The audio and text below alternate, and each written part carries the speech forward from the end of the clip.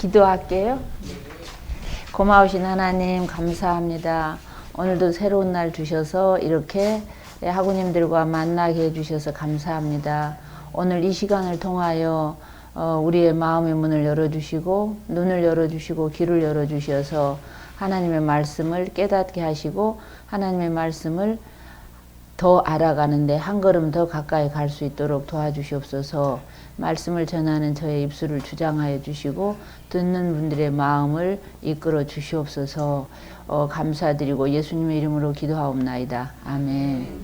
이걸 제가 이제 오늘 제가 조금 보완을 하려고 하는 내용은 제가 여기서 강의를 시작할 때 처음에 했던 부분이에요. 근데 이제 우리가 진도를 내오면서 또 잊어버린 부분도 있으니까 이스라엘 백성들이 애굽에서 나오게 되죠. 애굽에서 나올 때 그 6월절이죠. 나오는 날이 6월절이잖아요.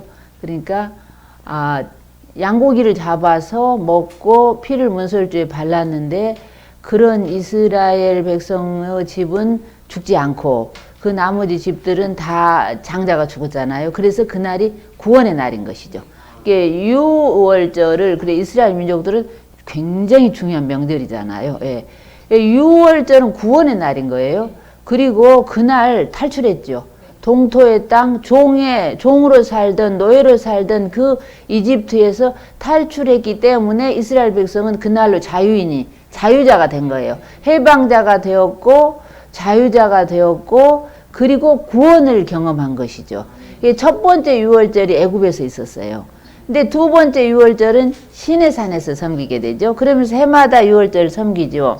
그러니까 6월절이 굉장히 중요한 명절인데 왜 우리는 6월절을 지키지 않죠? 제가 여쭤보면서 나가야 이게 진도가 나가야 이게 서로 주고받고가 될 것 같아. 아실 것 같아. 왜냐하면 제가 여러 번 설명을 했어요. 이제 예수님이 오셨기 6월절에는 모형인 거예요. 6월절에 양을 잡아서 양고기를 먹고 문설주에 피를 바르고 한 것은 그 이스라엘 백성들의 죄가 1년씩 유예되는 거야. 예, 이거 죄가 사해지는 건 아니에요. 예수님의 피로 결국에 사해지는 거죠. 그런데 그것은 모형이고 예수님이 오신 것은 실상이에요. 그렇죠? 그래서 예수님이 남자인데 왜 6월절 어린 양으로 오셨다고 그러잖아요. 그러니까 그 구약의 6월절 어린 양의 실상으로 오신 거예요. 그래서 그 예수님이 6월절에 죽으신 거예요. 예, 6월절에 죽으시고 부활하셨어요. 예, 며칠 전에 우리가 부활절을 지켰잖아요. 그러면 6월절을 지키지 않고 부활절을 지키는 것은 예수님이 죽으시고 살아나지 않았다고 하면 별로 의미가 없어요. 그렇죠? 예수님이 살아나셨기 때문에 우리에게도 제2, 제3, 제4 예수님이 부활의 첫 열매가 되었으니까 우리에게도 부활 제3, 제4, 제4의 열매가 될 수 있다는 소망이 있는 것이죠. 그래서 그 6월절에 어린 양이신 예수님이 죽음으로써 그 죽음 안에서 그리스도의 역할이 재해석되어서 우리는 부활절을 지키는 거예요. 근데 부활절을 지키는데 대신 그 이스라엘 백성들은 양고기를 먹었잖아요. 근데 우리는 예수님의 살과 예수님의 피를 기념하면서 성찬식을 하는 거예요. 그러니까 우리 기독교인은 부활주일과 성찬식을 하는 것이죠. 그러니까 이해가 되셨죠? 그러니까 이스라엘 백성들은 6월절이 그날이 구원의 날이고 또 거기서 출발해가지고 시내산에 와서 50일 만에 법을 받았어요. 율법을 받았어요. 근데 신약에서는 그때가 성령이 오신 날이에요. 성령 강림 주일인 것이죠. 이렇게 율법과 성령의 법 이러면서 이렇게 비교해 가면서 설명하시는 걸 들으셨을 거예요. 자, 그 다음에 그 사람들이 이 시내산에서 이제 한 45일, 46일 됐을 때 하나님께서 모세를 부르셨어요. 예. 모세야, 내가 너희 백성을 독수리 날개를 업어서 여기까지 데려왔어. 이스라엘 민족 너희는 애굽 땅에 있었더라면 조용히 없어질 종자들이야. 왜냐하면 모세가 태어날 때 히브리 남자아이는 다 죽이라고 바로가 그랬거든요. 그런데 그래서 모세를 그 방주에다 넣어가지고 애굽 나일강에 버렸던 애가 모세인데 모세가 벌써 80세거든요. 이스라엘 백성이 나올 때 80년 100년 동안을 히브리 남자아이를 계속 죽였거든요. 계속 탄압을 했으니까 더 점점점 더 심하게 애굽에서는 이스라엘 백성들 탄압했으니까 그러면 앞으로 100년 80년 이렇게 계속 사내 아이를 죽게 하면 어떻게 되죠? 씨가 말라버린 거죠. 그래서 이스라엘 종자는 없어지는 거예요. 이 지구상에서 조용히 사라질 민족인 너희를 내가 독수리 날개로 업어서 여기 시내산까지 데려왔으니까 이게 출애굽기 19장 5, 6절이에요. 거기다 메모를 하세요. 출애굽기 19장 5, 6절의 말씀은 구약 성경에 축이 되는 말씀이에요. 구약 성경 전체가 거기에 걸려 있어요. 예. 출애굽 10장 읽지 않아도 되겠죠? 제가 오늘 좀 빨리 나가지고 제가 말로 할게요. 세 개가 출애굽기 19장 5절에서 6절이에요. 예, 출애굽기 19장 5절에서 6절 제가 말로 하겠습니다. 펴보면 시간이 세 개가 다 내게 속하였나니 하나님께서 모세에게 지금 하시는 말씀이에요. 세 개가 다 내게 속하였나니 너희가 내 말을 잘 듣고 내 언약을 지키면 아직 언약을 맺기 전이에요. 언약을 지키면 너희는 열국 중에서 많은 나라들 중에서 내 것이 될 것이며 내 소유가 될 것이며 그 다음에 내 소유가 된 다음에는 너희는 내게 대하여 제사장 나라가 되며 제사장 나라는 우리말로 제사장 나라지 히브리 언어로는 폰티펙스 달이라는 뜻이에요. 그러니까 하나님을 알지 못하는 세상의 많은 나라 백성들을 하나님께로 연결하는 다리가 되어야 하며 너희들이 이스라엘 민족의 사명이에요. 그렇게 하려면 너희가 거룩한 백성이 되어야 된다는 거야. 레위기의 주제가 내가 거룩하니 너희도 거룩하라예요. 네. 거룩한 백성이 되어야 한다. 그런데 모세야 이스라엘 자손에게 이 말을 고할지니라. 그러니까 이스라엘 백성과 하나님이 계약을 맺으면서 강제적으로 맺지 않으셨어요. 그러니까 인격적인 언약을 맺은 거예요. 이스라엘 백성이 이 말을 고할지니라. 이스라엘 백성이 내 말을 듣고 언약을 맺겠다고 하면은 그때 언약을 맺는 거예요. 그러니까 출애굽기 19장 5절에서 6절 이 말씀은 구약 성경이 전체가 다 이 요절에 매여 있는 거예요. 예. 그래서 구약 성경의 축이 되는 말씀이고 또 앞으로 맺게 될 십계명과 율법의 전문이에요. 이게 조금 어려운 말인데 우리가 헌법을 제정할 때 헌법 전문이 있어요. 헌법 전문이 있어요. 헌법 전문이 뭐냐? 제가 조금 입으로 하자면 유구한 역사와 전통에 빛나는 우리 대한국민은 3.1 운동의 이념과 4.19 의거의 정신을 계승하고 이렇게 하면서 국민 각각 개개인의 삶의 평안과 만족 이런 것을 다짐하면서 1948년 7월 제정된 헌법을 오늘 몇 차에 걸쳐서 이 헌법을 국회의 의결을 거쳐 국민투표로 제정키로 한다 그래요. 그러니까 헌법은 국민투표로 고치거나 제정하거든요. 볼륨 조금만 줄여주세요. 어떤 거? 볼륨. 여기? 마이크 볼륨. 마이크 볼륨은 이거 줄이는 거? 잠깐만. 왜냐면 이게 울려가지고. 이건 그대로인데요? 그냥 해주세요. 그러면 옆으로 더 좀 멀리 할까 이거? 아니요. 요걸 지우면 이걸 끄면 아니 그래서 지금 확인했더니 꺼졌어요. 꺼졌어요? 네. 그래요? 그러면 어때요? 괜찮? 그냥 예. 울리는데 어떻게 만질 수가 없어요. 그래요? 이게 그러면 좀 멀리 있을 때 덜 하는 것 같은데. 그러니까 내가 앞으로 맺게 될 그 율법은 율법의 전문이야 이게. 헌법의 전문이 있어요. 우리 헌법은 103조인가 그럴 거예요. 103조. 대한민국은 민주공화국이다. 모든 권력은 뭐 국민으로부터 나온다. 뭐 이런 게 아주 근간을 이루는 모법이죠. 근데 그 헌법을 제정하기 전에 그 헌법에 들어가야 할 정신과 목적과 취지가 헌법 전문에 있어요. 그러니까 앞으로 이스라엘 백성이 맺게 될 율법의 전문이 출애굽기 19장 5절에서 6절 말씀이에요. 조금 어려우시죠? 예.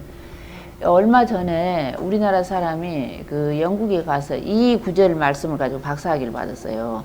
그런데 출애굽기 19장에서 5, 6절 말씀 가지고 박사학위를 받았는데 그 영국의 지도 교수가 세계 각국에서 온 학생들 모아놓고 오늘 동양에서 온 한 학생이 시대의 획을 긋는 논문을 썼다. 엑설런트하다 하면서 굉장히 극찬했던 내용으로 박사학위를 받았어요. 그 내용의 그 본문이 출애굽기 19장 5절에서 6절 말씀이에요. 구약에서 축이 되는 말씀이에요. 앞으로 율법을 맺게 되는데 그 율법의 정신과 취지와 목적이 율법의 전문이라고 할 수 있는 내용이 출애굽기 19장 5절에서 6절 말씀이에요. 이렇게 귀한 거 사실 잘 모르시잖아요. 그러니까 그건 뭐냐? 너희가 내 말을 잘 듣고 잘 들어야 되는 것이죠. 하나님의 말씀을 잘 듣고 내 언약을 지키면 그 다음에 너희는 내 소유가 되겠고 하나님의 소유가 된다는 거예요. 그러니까 하나님은 자기의 것이 자기의 소유가 되지 않는 사람을 쓰지 않으세요. 그러니까 하나님께 헌신되어지는 사람을 하나님이 쓰시는 거예요. 그러니까 내가 교회 가서 하고 싶어서 한다 그런 사람을 쓰지는 않으세요. 왜냐하면 그냥 자기가 하고 싶어서 하는 거죠. 그런 헌신의 어떤 그런 것이 없으면 그냥 자기 성질대로 하다가 또 성질 부리고 나가잖아요. 예. 그래서 하나님의 것으로 되면 하나님은 그때부터 쓰시는데 하나님한테 쓰임 받는다는 내용이 뭐냐면 너희는 제사장 나라가 되며 제사장이라는 그 뜻은 폰티펙스 하나님과 백성들을 연결하는 다리. 그러니까 쉬운 말로는 하나님께 쓰임 받는다는 거예요. 우리가 전도해서 사람들을 하나님께로 인도해 오는 것이 바로 제사장 나라가 되는 거고 그 쓰임 받는 거죠. 그렇게 하려면 너희가 거룩해야 된다. 근데 이스라엘 백성에게 물어봐라. 이스라엘 백성과 강제적으로 언약을 맺지 않으시고 인격적으로 이스라엘 백성이 예 좋습니다 했을 때 하나님과 이스라엘 백성이 계약을 맺는 거예요. 근데 그 내용이 지금 출애굽기 19장인데 20장에는 나오죠. 그러니까 모세가 이스라엘 백성이 가가지고 그 내용을 설명했더니 이스라엘 백성들이 돌아와서 예 좋습니다 그러지요. 그러니까 그래 좋다. 그러면 3일 후에 만나자. 하나님께서 그러세요. 제 말을 들으셔야 돼. 왜? 이해를 하셔야 돼. 저는 금방 넘어갈 거니까. 오늘 이사야서 해야 되니까. 그래서 하나님께 그렇게 보고를 했더니 하나님께서 그래 좋다. 그러면 오늘 당장 만나는 게 아니라 3일 후에 만나자. 3일 동안 너희가 옷도 빨아입고 마음도 성결하게 하고 여자도 가까이 하지 말고 마음을 준비해서 3일 후에 만나자. 3일 후에 모세를 따라서 이스라엘 백성들이 시내산 기슭에 가니까 하나님께서 시내산 꼭대기에 먼저 와 계시는 거예요. 막 바람소리, 구름소리, 천둥소리, 번개소리 막 연기가 자욱한데 그때 모세가 질문하니 하나님께서 대답하시더라. 그렇게 나와요. 그러니까 모세와 하나님의 사이는 서로 대화하는 사이예요. 예. 그러니까 그 내용은 뭐냐면 제가 이제 그렇게 예를 들어서요. 우리가 집을 팔고 사고 할 때 매도인과 매수인이 먼저 만나서 계약을 조율하지요. 조율한 다음에는 중개사가 그 내용을 계약서에 작성하지요. 작성한 다음에 중개사가 다시 읽어주지요. 읽어주고 좋습니까? 예, 좋습니다. 그러면 도장 가져오세요. 도장 가져와서 찍는 거예요. 그 내용이 이 출애굽기에 여기 들어있어요. 그 이스라엘 백성도 그런 절차를 거쳐서 계약을 하게 돼요. 그래서 이스라엘 백성들이 이제 갔더니 하나님께서 막 바람 가운데서 십계명을 말씀하시는 거예요. 십계명을 조금 얘기를 해야 될 것 같아요. 첫째 계명이 나 외에 다른 신을 섬기지 마라. 두 번째 계명이 너를 위하여 어떤 형상도 만들지 마라. 하늘에 있는 것이나 땅에 있는 것이나 땅 아래 물속에 있는 것이나 어떤 형상도 만들지 마라. 그러면 하늘에 있는 것은 해, 달, 별. 땅에 있는 것은 사람 모양, 짐승 모양, 나무 모양, 돌 모양, 흙 뭉친 거. 어떤 것도 만들지 마. 물 아래에 있는 거, 물고기 모양, 산호. 어떤 것도 새든지 아무 형상도 비기지도 말고 만들지도 말고 절하지도 말고 섬기지도 마라. 나 여호와는 질투하는 하나님이다. 근데 왜 질투하죠? 자, 이걸 여쭤봐야 돼. 하나님 왜 질투하시죠? 나 외에 다른 것을 하나님과 이스라엘 백성 사이의 계약은 남녀 관계의 계약으로 설정돼 있어요. 예, 남자와 여자 관계. 그러니까 내가 내 아이를 사랑해도 내 아이가 내 말을 듣지 않았다고 해서 질투하진 않아요. 질투하는 관계는 남녀 관계에서 질투를 하지요. 그러니까 하나님이 남편이고 이스라엘 민족 전체가 여자로 설정돼 있어요. 그것은 우리가 하늘나라의 언어를 이해를 다 못하잖아요. 그러니까 하나님께서 우리가 알 수 있는 관계, 우리가 알 수 있는 언어, 그러면 뭐 부모 자식 간의 관계, 또 부부 간의 관계를 가지고 설명하시는데 하나님과 이스라엘 백성의 그 관계는 남녀 관계로 설정이 돼 있어요. 그러니까 본 남편인 하나님을 배신하고 다른 신을 섬기는 것은 그건 바람 피웠다. 음행이다. 구약 성경에 음행이다 하는 말은 이스라엘 백성이 다른 신을 섬겼을 때 나오는 용어예요. 그러면서 바람 피우는 여자는 가증한 거지요. 너희가 가증하다. 그런 표현을 하시는 거예요. 자, 그러니까 하나님은 사랑의 하나님이다. 사랑의 하나님이다. 자꾸 그런 건 성경을 잘 몰라서 그래요. 절대로 하나님이 마귀도 사랑할까요? 사탄도 사랑하실까요? 하나님도 자기를 사랑하는 자를 더 사랑하신다고 그랬어요. 그리고 하나님은 질투의 원형이 하나님이야. 질투의 원본이 하나님이야. 질투는 하나님에게서 나온 거예요. 예. 그러니까 절대로 뭐 사랑한다 사랑한다 전혀 아니에요. 그 질투의 하나님이라는 말이 오경에 9번이나 나와요. 하나님은 이 질투 이글이글하고 또 질투하시기 때문에 지옥을 만들어 놓으신 거죠. 지금도 지옥에 불을 떼고 계시거든요. 하나님은요. 예. 이 질투가 하나님에게서 나온 거라니까요. 그 질투심이. 자, 그러면 그 남편을 배신하고 다른 남자에게 바람을 피우는 여자는 자기 남편을 미워하는 거죠. 그 나를 미워하는 자의 죄를 3, 4대까지 묻겠다 그래요. 10계명 제2계명입니다. 나를 미워하는 죄를 3, 4대까지 묻겠으며 반대로 그 내용이 출애굽기 20장에 나오는 내용이에요. 예. 반대로 나를 사랑하고 내 계명을 지키는 자에게는 1000대까지 은혜를 베풀겠다고 그래요. 자, 그 말이 10계명의 핵심이에요. 여러분들이 사실 교회 다닐 때 뭐 천당 가려고 교회 다닙니까? 천당은 나중에 죽어봐야 알잖아. 우선은 내가 이 땅에서 내 자녀 잘 되고 복 받고 솔직히 그런 거 아니에요? 그래서 거기 나를 사랑하고 내 계명을 지키는 자에게 1000대까지 은혜를 베푼다는 거예요. 이게 핵심이에요. 이것만 하면 딱 끝나. 우리가 복 받는 비결은 여기에 있어요. 그런데 하나님을 사랑하는데 하나님이 사람이라면 가서 뽀뽀도 하고 껴안아주고 맛있는 음식도 해드리고 막 예쁜 옷도 사드리고 막 껴안고 그러겠는데 하나님인데 그 하나님을 어떻게 사랑해요? 어떻게? 오케이. 계명을 지키는 거예요. 하나님이 말씀하신 계명을 지키는 거예요. 그게 하나님을 사랑하는 거예요. 그런데 계명을 지키되 예수님이 오셨을 때 사두개인 바리새인들처럼 공평과 정의와 인애와 신의 성실은 버리고 그 11조만 막 바친다고 발발 떨고 안식일만 지킨다고 발발 떨고 사랑이 없이 그 계명만 지킨다고 하는 자들을 향해서 예수님은 사탄의 새끼들이라고 일갈했어요. 독사는 사탄이에요. 뱀은 성경에 사탄이니까 사탄의 자식들이라고 일갈했어요. 그러니까 형식적으로 계명을 지킨다고 발발하는 것이 아니라 계명을 지키되 사랑을 담아서 정성을 담아서 계명을 지키는 것이 하나님을 사랑하고 계명을 지키는 것이죠. 그렇게 하면 너희가 1000대까지 은혜를 베푼다. 이게 두 번째 계명이에요. 세 번째 계명이 내 이름을 망령되이 일컫지 말라.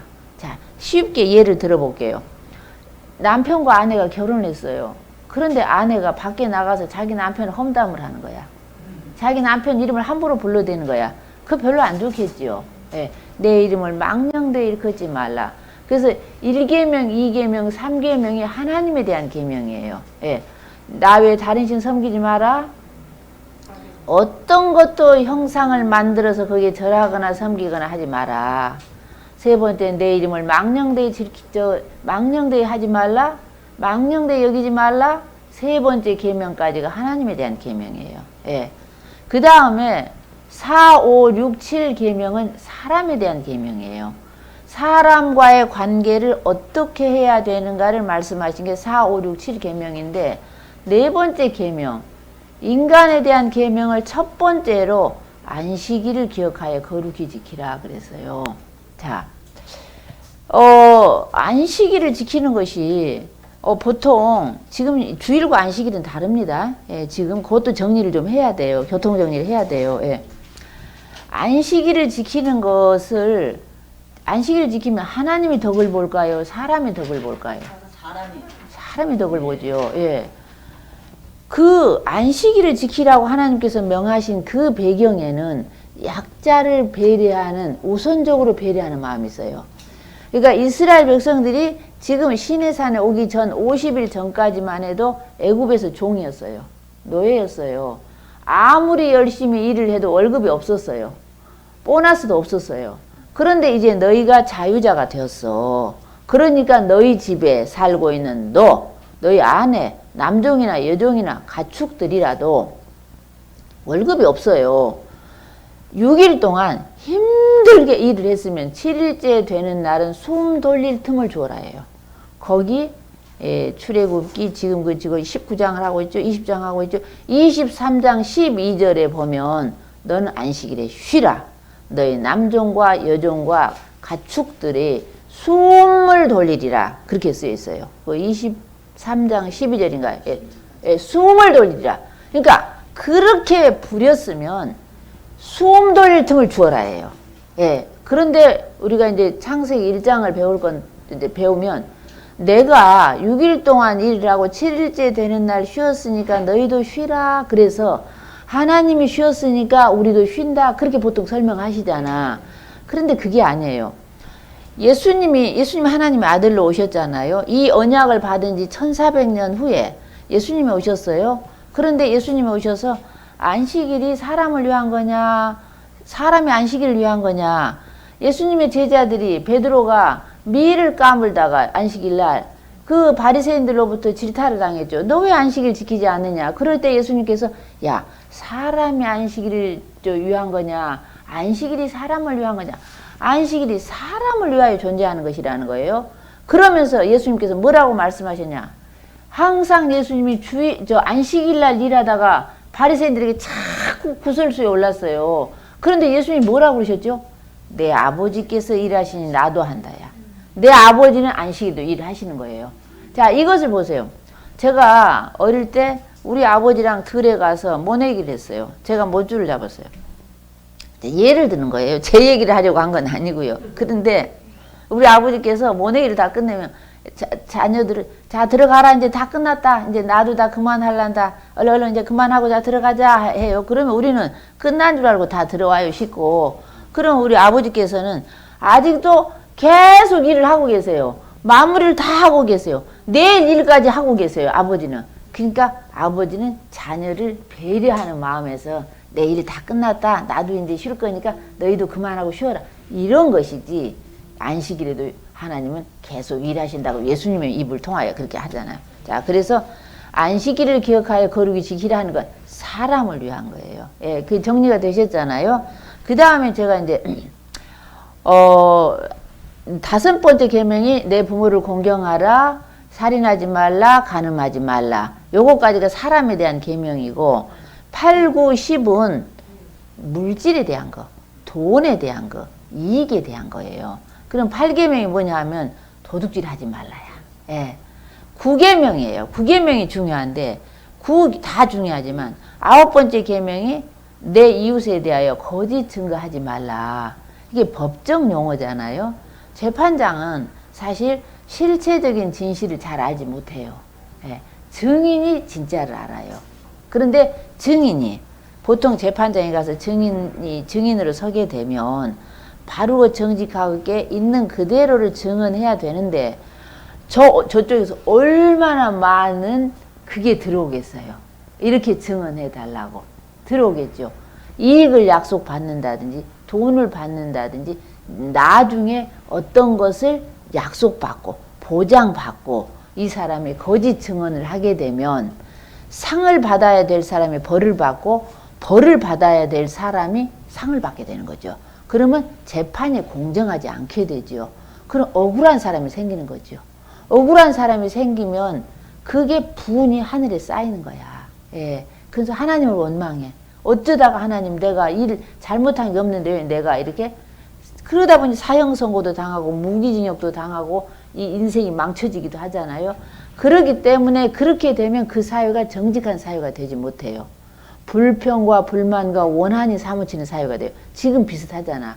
그래서 구약 선지자들이 대개 와서 외치는 내용이 공평과 정의를 행하라. 정치 지도자에게. 두 번째, 성문에서 공의를 행할지어다. 성문은 재판하는 곳이에요. 예. 재판하는 곳에서 공정하게 하라. 세 번째가 약자를 보호하라. 이 세 가지예요. 정치 지도자들이 정치를 하면서 그 성경에서 말하는 명령은요. 자, 그러니까 아홉 번째 계명 이해가 되셨죠? 예. 이익이나 돈이나 물질이나 어떤 대가를 약속받고 거짓 증언하면 안 된다는 거예요. 그리고 이제 열 번째 계명은 내 이웃의 소유를 탐내지 말라. 그런데 천주교 캐톨릭에서는 두 번째 계명을 없애버렸어요. 아실 거예요. 제가 여러 번 설명했으니까 두 번째 계명이 우상을 섬기지 말라이기 때문에 캐톨릭에서는 그게 많으니까 양심에 꺼렸더니 두 번째 계명을 빼고 열 번째 계명을 두 개로 쪼갰어요. 열 번째 계명이 내 이웃의 아내를 탐내지 말라, 내 이웃의 소유를 탐내지 말라. 그러니까 그걸 두 개로 나누어서 10개의 계명을 채워가지고 사용을 하는데, 그래서 제가 이런 얘기를 했죠. 천주교, 캐톨릭은 굉장히 우상 숭배를 많이 해요. 그래서 저 바티칸 성당 앞에 오벨리스크가 서 있다고. 성당 앞에 오벨리스크, 돌 기둥이 서 있어요. 굉장히 높은 돌 기둥이 서 있는데 그게 이제 구약 성경에는 주상이에요. 기둥주자 주상이야. 그리고 그 오벨리스크 밑에는 둥근 원이 있어요. 둥근 원은 여자의 자궁을 의미해요. 높이 서 있는 건 남자의 성기를 뜻하는 거예요. 그래서 여자의 자궁 위에 남자의 성기가 꽂혀 있는 것이죠. 이게 굉장히 사실은 음행한 거야. 이게 캐톨릭은 성경에서 많이 떠나 있어요. 그게 숨겨져 있어요. 그래서 구약 성경에 보면 주상을 깨뜨리고 아세라상을 찍어버리지어다. 아세라상은 바닥에 있기, 그러니까 찍어버리고 주상은 깨뜨리지어다 하는 내용이 구약 성경에 많이 나와요.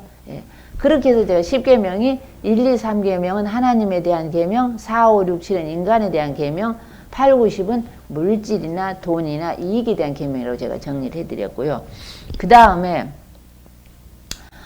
옛 언약의 정신, 아까 출애굽기 19장 5, 6절 말씀, 너희가 내 말 잘 들어. 그럼 내 것이 돼. 내 것이 된 다음에 너희는 내 앞에 쓰임 받게 돼. 그러려면 거룩해야 돼. 자, 그렇게 해가지고 말씀을 받았어요. 10계명도 받고 그 이후에 이제 시행세칙들을 받았는데 10계명을 쉽게 풀어서 쓴 책이 레위기라고 얘기할 수 있어요. 왜 레위기라는 얘기는 아까 설명드렸죠. 레위인들에게 이 사명을 맡겼다고. 그 레위기를 풀어서 알아듣기 쉽게 쓴 책이 신명기예요. 계명을 되풀이한다 뜻이에요. 너희가 요단을 건너가거든 계명을 이렇게 지키면서 살아야 한다고 신신당부를 하는 책이 신명기라고 제가 말씀드렸죠. 자, 그렇게 해서 이스라엘 백성들이 가나안 땅에 들어갔어요. 오경 법을 가지고 들어갔어요. 들어갔지만 거기 들어가서 제사장 역할을 못한 거예요. 하나님을 알지 못하는 백성들을 하나님께로 연결해야 되는데 그런 역할을 하지 않았어요. 오히려 전도를 해야 되는데 전도를 당해가지고 팔레스타인 땅, 가나안 땅에 있는 토속신들을 섬기기 시작한 거죠. 그래서 하나님께서 예언자들을 보내는 거예요. 하나님의 종들을 보내요. 하나님의 종들을 보내는데 종들이 말을 안 듣죠.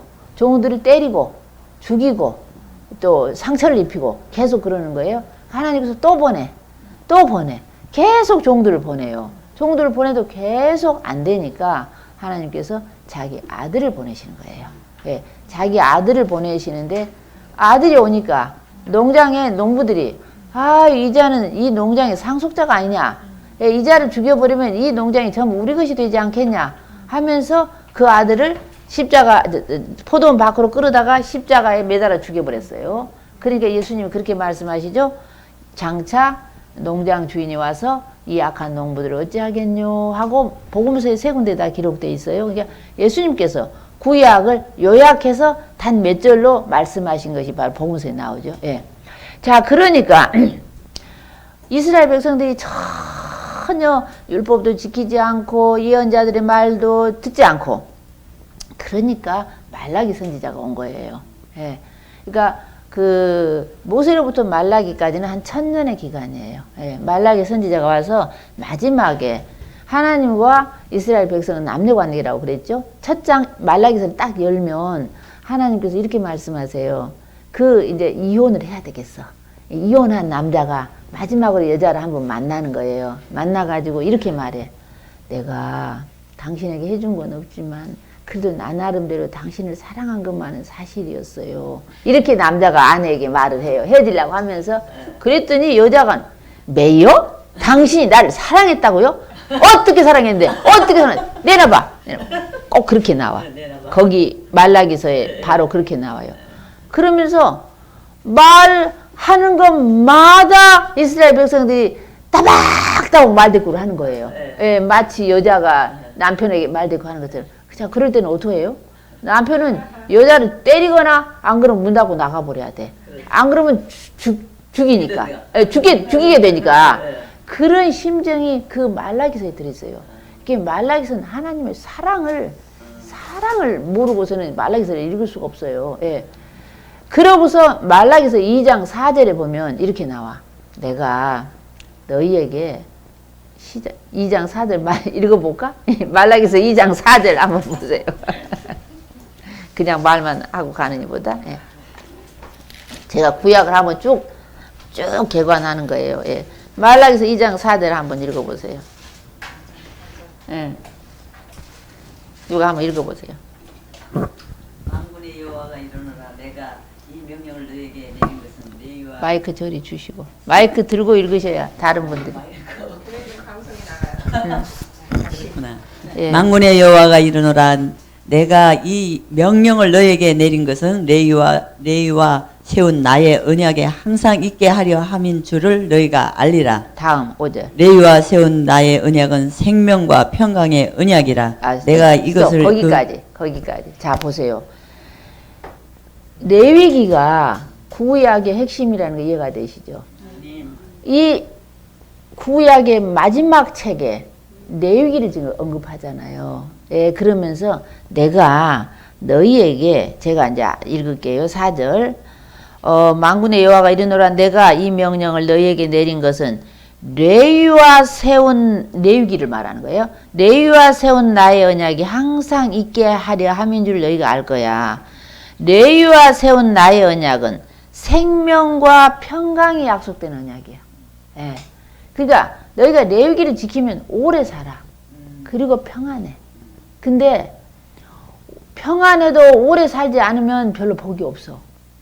근데 오래 살면서도 평안하지 않으면 그것도 저주야. 근데 오래도 살고 평안하다는 거예요. 너희가 레위 언약을 지키면. 그런데 이 레위 언약을 너희가 파했다는 거야. 이스라엘 백성이 파했다는 거예요. 8절 한번 볼게요. 8절 한번 읽어보세요. 크게 읽어보세요. 너희가 옳은 길에서 떠나 많은 사람을 율법으로 거스르게 하는도다. 나 만군의 여호와가 이르노라 너희가 레위의 언약을 깨뜨렸느니라. 예, 누가 깨뜨렸어요? 이스라엘 자손이. 이스라엘 자손이 깨뜨렸어요. 자, 그러니까 자 아까 제가 말씀드렸죠. 이스라엘 백성과 하나님 사이에는 어떤 관계라고요? 남녀 관계. 남녀 관계는 가까울 때는 한 몸이야. 근데 돌아서면 남남이야. 깨지는 거야. 예, 깨지는 거예요.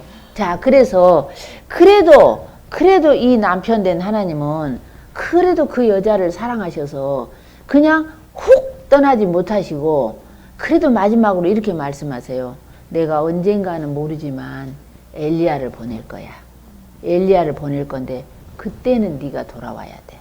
그때는 너희가 돌아와야 돼. 그렇지 않으면 저주로 이 땅을 칠까 하노라 하면서 그 남자인 하나님께서 문을 팡 닫고 가셔버린 거예요. 그래서 구약의 문이 닫힌 거예요. 자, 말라기 2장 끝절 봐보세요. 말라기 4장 끝절. 이 4장 4절부터 한번 읽어요. 4장 4절이 핵심이에요. 읽어보세요. 4장 4절. 너희가 내가 호렙에서 온 이스라엘을 위하여 보라. 아니 4절. 너희는 내가 호렙에서 온 이스라엘을 위하여 내 종 모세에게 명령한 법 곧 율례와 법들을 기억하라. 보라, 여호와의 크고 두려운 날이 이르기 전에 내가 선지자 엘리야를 너에게 보내리니 예. 그가 아버지의 마음을 자녀에게로 돌이키게 하고 자녀들의 마음을 그들의 아버지께로 돌이키게 하리라. 돌이키지 아니하면 두렵건대 내가 와서 저주로 그 땅을 칠까 하노라 하시는라. 아멘. 네. 꽝 닫고 떠나시는데, 자 여기 보세요. 너희와 4절, 이게 4장 4절이 핵심이에요. 말라기서에. 예, 뭐 11조 드린다는 게 핵심 아니에요. 지금 잘못 알고 계신 거예요. 자 보세요. 너희는 내가 호렙산에서 시내산에서 온 이스라엘을 위하여 내 종 모세에게 명한 법 곧 율례와 법도를 기억하라. 레위기를 말하는 거예요. 율례와 법도를 기억하라. 보라, 여호와의 크고 두려운 날이 이르기 전에 내가 선지 엘리야를 너에게 보내리니 그가 아비의 마음을 자녀에게로 돌이키게 하고 자녀들의 마음을 그들의 아비에게로 돌이키게 하리라. 너희들이 돌이키지 아니하면 두렵건대 내가 와서 저주로 그 땅을 칠까 하노라 하시니라. 자, 그렇게 해서 이 엘리야가 누구라고 그랬죠? 예수님이 세례요한이라고 말씀하셨어요. 예. 근데 세례요한이 왔을 때 사람들이 몰라봤다고 그런 말도 하시죠. 자, 이게 그래서 어떻게 되죠? AD 70년에 이스라엘 유대 나라가 없어져 버려요. 예, 끝장이 나버리는 거야. 꽝 하고. 그러면서 하나님은 400년 동안 침묵하시는 거예요. 그래서 그 땅이, 그 400년 동안 유대인들이 그 팔레스타인 땅에 살면서 말로 하나님 싫어서 귀찮다고 그 말라기에 그렇게 나와요. 아이고 제사드리는 거 왜 이렇게 번패스러운 거 하면서 그냥 제물을 갖다 바치는 것도 눈먼 것, 다리 저는 것, 불알 터진 것 그런 거나 하나님께 바치는 거예요. 말라기서에 나와요. 바치는 거야. 그러면서 아이고 왜 이렇게 번패스러운 거야. 이스라엘 백성들이 그래요. 그러니까 하나님께서 야 그건 너 그 총독한테 바쳐봐라. 총독이 좋아하겠냐? 나 너희들이 그 가져온 거 아주 신물난다. 누가 저 성전 대문 좀 걸어 잠가버렸으면 좋겠다. 나 너희들 오는 거 귀찮다. 말라기서에 그런 내용이 나오죠. 예. 그야 하나님 섬기는 거 번패스럽다고 했던 이스라엘 백성들이 400년 동안 하나님께서 전혀 침묵하고 계실 때 말로 다 할 수 없는 고생을 했어요. 거기에 150년 전쟁이 있었어요. 애굽과 시리아 간에 150년 동안 전쟁이 있어요. 세계 역사에. 말로 다 할 수 없는 고통 중에 400년이 지나서 세례요한이 오는 거예요. 세례요한 엘리야가 오시는 거예요. 그러면서 정말 농장 주인의 아들이 오신 거야. 예수님이 오신 거예요. 예수님이 오시면서 사역을 하시고 떠나가셨어요. 그런데 내일 돌아가시는데 오늘 목요일 날 제자들을 모아놓고 떡을 떼어주면서 이건 내 살이야. 이건 내 피야. 그러면서 나를 기념하라고 하세요. 그리고 그 다음날 죽으신 거예요. 이제 그 현장, 신약의 현장으로 가볼게요. 누가복음 22장 20절.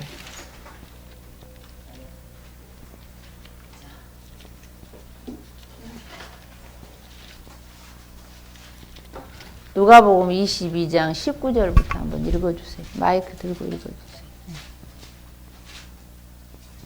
또 떡을 가져 감사기도 하시고 떼어 그들에게 주시며 이르시되 이것은 너희를 위하여 주는 내 몸이라. 너희가 이를 위하여 나를 기념하라 하시고 저녁 먹은 후에 잔도 그와 같이 하여 이르시되 이 잔은 내 피로 세우는 새 언약이니 곧 너희를 위하여 붓는 것이라. 예, 이게 이제 새 언약의 현장이에요. 이제 옛 언약의 현장은 출애굽기 20장에서 봤잖아요. 이게 이제 새 언약의 현장인데, 자, 예수님께서 예수님의 그 사람의 살을 먹을 수 없잖아.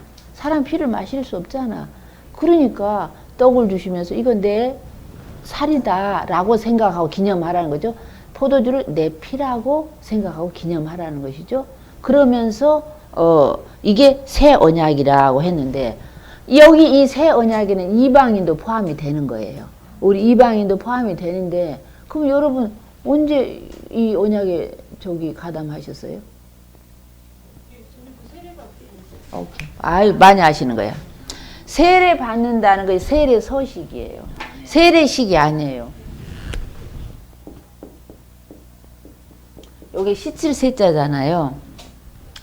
예자가 여기 반자로 쓰면 예자가 이거예요. 예. 근데 서자는 맹서한다는 서자예요. 세례 서식이에요. 예, 우리가 세례를 받았잖아. 이게 굉장히 중요하죠. 세례를 받을 때 예수님의 피로, 구약에서는 짐승의 피로 하나님과 계약을 이스라엘 백성들이 맺었는데, 이 신약에서는 우리 이방인도 포함되는데 그 하나님과 내가 맹세를 한 거예요. 예수님의 피로. 그래서 원래 뜻은 세례 서식이에요. 맹세한다는 뜻이에요. 예, 하나님과 내가 이렇게 지키겠습니다, 이렇게 하겠습니다 하고 맹세를 한 거예요. 여러분들이 세례 받을 때. 그래서 이 신약에 가담하게 된 거야. 예. 이해가 되셨죠? 자, 그러면 신약에 우리가 그 하나님과 언약에 가담하게 되었는데, 그럼 우리는 어떻게 살아야 되는가? 그 구약에서 이스라엘 백성들에게 주어졌던 민족적인 그 사명이 오늘은 우리 각자에게 온 거예요. 각자에게 온 건데, 베드로전서 2장 9절을 보겠습니다. 베드로전서 2장 9절.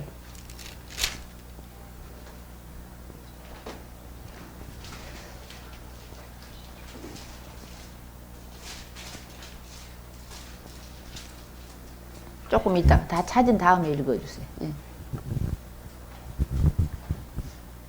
그러나 너희는 택하신 족속이요 왕같은 제사장들이요 거룩한 나라요 그의 소유가 된 백성이니 이는 너희를 어두운 데서 불러내어 그의 기이한 빛에 들어가게 하신 이의 아름다운 덕을 선포하게 하려 하심이라. 아멘.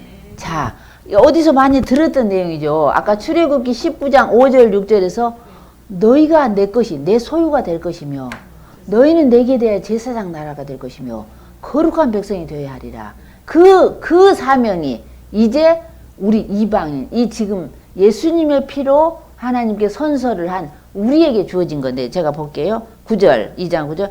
이제는 너희가 택하신 족속이요 왕같은 제사장들이요 거룩한 나라요 그의 소유된 백성이니 이는 너희를 어두운 가운데서 불러내신 이유가 있다는 거예요. 우리는 예전에 우리 조상신이나 섬기고 용왕신 섬기고 그랬던 우리 자손들이에요, 우리를. 근데 우리를 그 어두운 가운데서 불러내신 그 이유는 그분의 아름다운 덕을 선전하게 하려고, 선교하게 하려고, 전도하게 하려고 우리를 불러내셨다는 거예요.